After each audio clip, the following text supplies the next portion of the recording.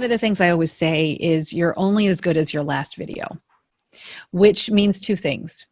Which means if you only create one video and it was fantastic, then that's still, you're only as good as your last video. So if it was 20 years ago, it was 20 years ago. It was 20 years ago hair, 20 years ago makeup, 20 years ago everything. But what that also means, if you have video that you create, maybe it's you being interviewed, which is video, or video that you create on your own using your phone, that if you create one video, let's say today, then you create another one tomorrow, you create another one next week, you're only as good as your next video. And every time you create video, you get better, which means they're not going to remember the one you did today. They're going to be remembering the one you will create next week or next month. So it just means that you need to keep creating, but you're only as good as the last one you make. Right. That's so true, though, because I remember when I first started creating videos, it wasn't easy. It was most definitely very vulnerable and very scary, especially, you're wondering, what's so-and-so going to think? Or what are they going to think? Or what's my colleague going to think? What are other lawyers going to think about me? And you just kind of have to let that go because you're choosing to take this path for your business or, for your profession. Well, you're going to think, they're going to think what they're going to think. Right. So you're going to think whatever, but they're probably thinking, and they're not going to say this to you, but they're probably thinking, wow, that Girja, she's really awesome. And I wish I could do the same thing, but they're too scared to do it. Yeah. Cheryl, you just made my day right now. I think also, as small businesses, they might be pushing out their videos, one, to either get business in, but then also to even be a part of other events where they can be speakers or be an educator or collaborate with somebody else. And I think that sometimes can be really scary as well, because I know sometimes they're asked for send us a clip of this video or that video. And you're just like, oh goodness, I'm scared. And so how do you overcome? I know you were you've done it so many times, but for the person who's not done it so many times, what would you say to them to overcome that and press the send button? Okay, so first, listen to the first part of this interview that you've put together, Girja, because I want you to hit send, right? Hit send. But the second part of that is the video, even though we are trying to be considered for a spot on stage, maybe we want to be interviewed by a certain podcaster, maybe we want to get a job, and they say, give me you on camera. So they want you to create a video to sell them on that. We always think that the video is about us, and it is in a sense, but really we need to be doing homework on that speaker panel, on that podcaster, on the show that is looking for their next host. Really what we need to be focusing on is how we can come across as someone who understands their needs. So I would never start a video by saying, hey, my name is Cheryl, I'm fantastic. And I think that we, as people who, maybe we're reading the parameters for whatever video we need to create, we're reading that, we're thinking, oh, I need to say that in a video. No, please do not do that. Right. Not want you to do that. If it is somebody who's wanting you to pitch yourself to speak on their panel, really the most important thing is to see if you are qualified to speak on that panel and what they're looking for to round out the list of panelists. And usually they're pretty specific because they want to, and I, as someone I've picked speakers, I've watched videos, I've created videos of people. I really want the person who is sending me a video to understand what it is that I want. I think that's such great advice. This actually takes me to another question I had for you, is that I like how you distinguish between professional video and, amateur phone, that level video also.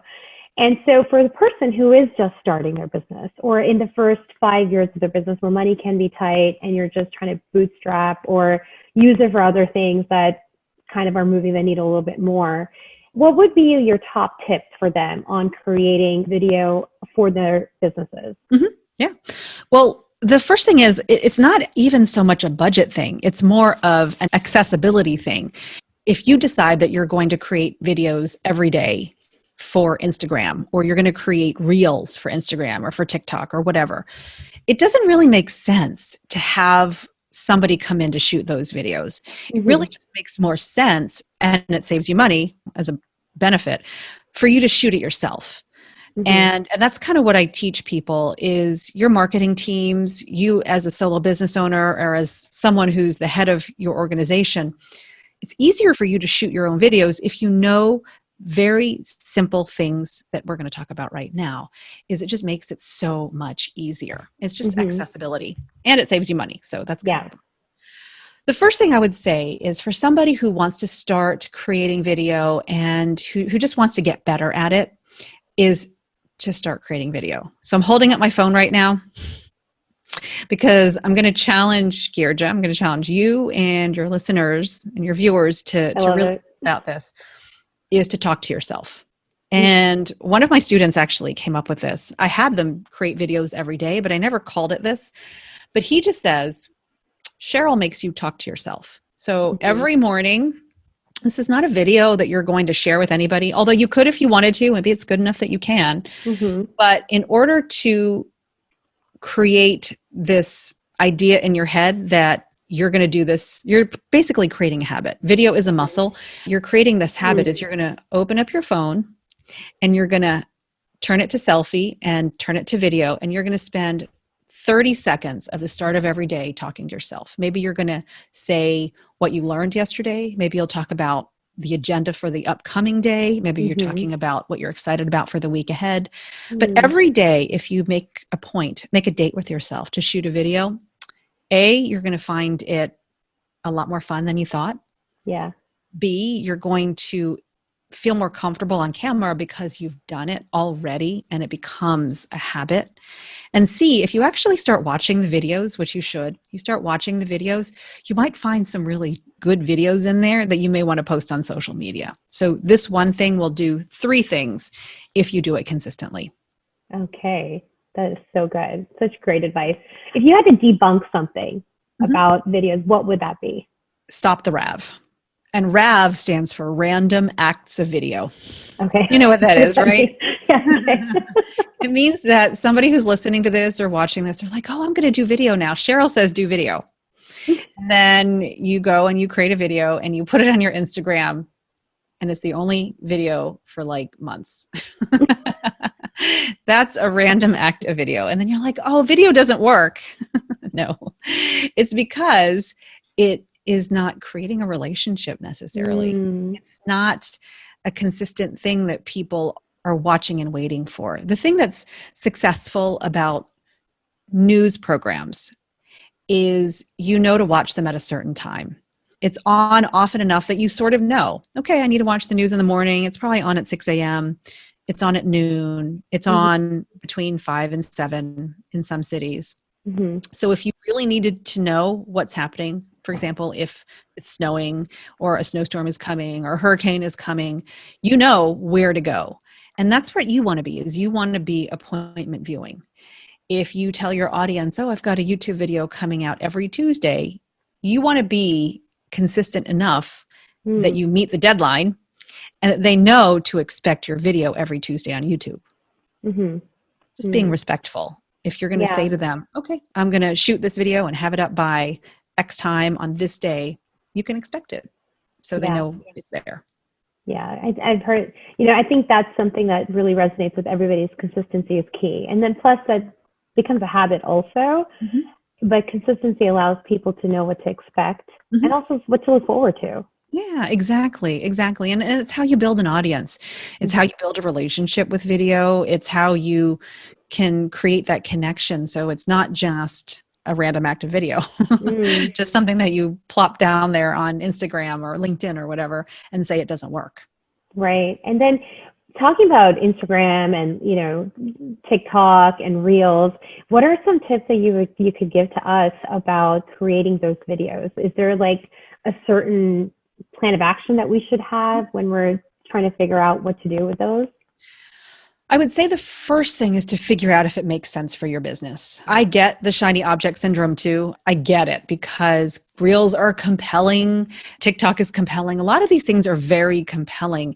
And right now, if you're really looking at algorithms and you're looking at what's hot, those are hot, and it could make Mm. sense if you're in a certain industry and you have a certain type of audience that could benefit from it.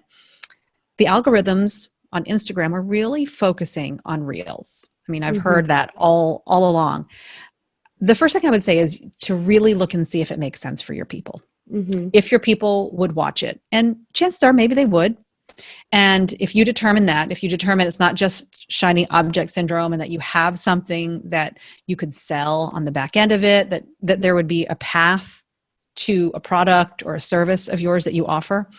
If you figure that out and the answer is yes, then I would write a script. I'm really big on writing scripts and not winging these things, because that's when you may get into trouble, especially since reels are short. They're like 30 seconds. Yeah. And that means if you're using this for business, it's different if you're using it to entertain. That's very, very different. Mm-hmm. But if you're using this for business, then it really is important that you think about the path for your viewer and scripting out what it is you want your viewer to know and understand about you and what you offer. That's so true. And then, so to create that engagement with the viewer, what kind of videos would you suggest are like some good go-to basic content that you should always be pushing out? Yeah, absolutely. I think there's a 4 video set to start out with. And the first one is a very simple introduction to yourself. Most of the time, if you're on social media, there's one that you're really all in on. Maybe it's YouTube. Maybe it is Instagram, maybe it's Facebook, maybe it's LinkedIn. But there's an opportunity for you to use a video to introduce yourself. And I think I love that one because you have a chance to really show your personality. Hey, welcome to my channel. Here's what I offer. Here's what you'll get if you follow me here. And it really just gives the person who's been on your channel before a chance to understand what you do. And then for new people, it can connect you to what it is they might want to learn. So that introduction video is the first one. The second one is kind of 2 or 3 videos here. And it could be, you have an introduction video, you have a sales video that kind of explains what you offer, and you can create a sales video and then put that on your website. But then videos 2 and 3, so the sales video is number 4, but 2 and 3 will be kind of a Q&A video. There are questions that you get in your business all day long. For me, for example, the question is always, how do I get over my fear of being on camera? So I created a video. And chances are you get a whole number of questions from your audience. And I just answer that in a video. So if people ask me that in the future, I just direct them to that video that I made on how to get over my fear of being on camera. I direct them to my YouTube channel and that particular video where I answer that question. And so for you, the video 1 is going to be an intro. Videos 2 and 3 are Q&A videos. And then the 4th video is a sales video that explains what it is you do to help your clients, and then something on the back end, like a service or a product that you offer. Oh, that's great. I completely agree. So some fun facts though. What's your favorite book? Personal, business, fiction, nonfiction?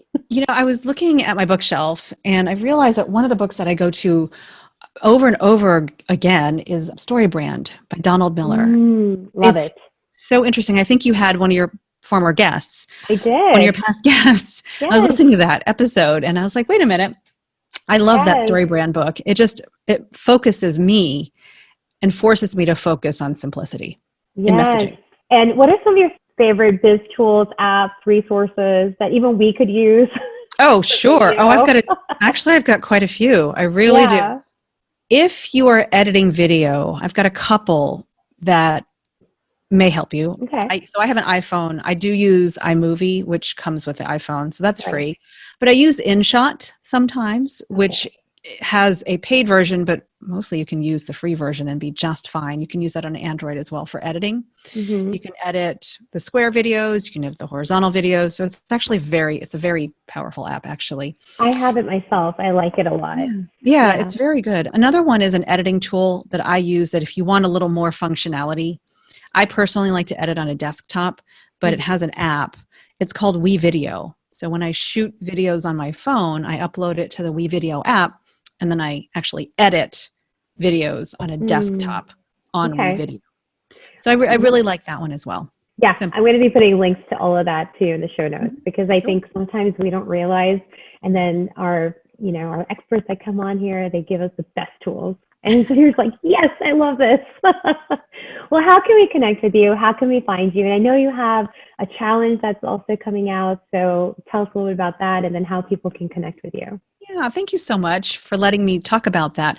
If you're looking for any information about any of the programs that I offer, you just go to CherylTanMedia.com. So thank Awesome. you so much for being here today and sharing all your wonderful tips with us. I learned a lot, and I'm sure everybody else that is listening in has learned a lot too. So thank you so much. Kirja, thank you so much for having me on your show. It's been so much fun.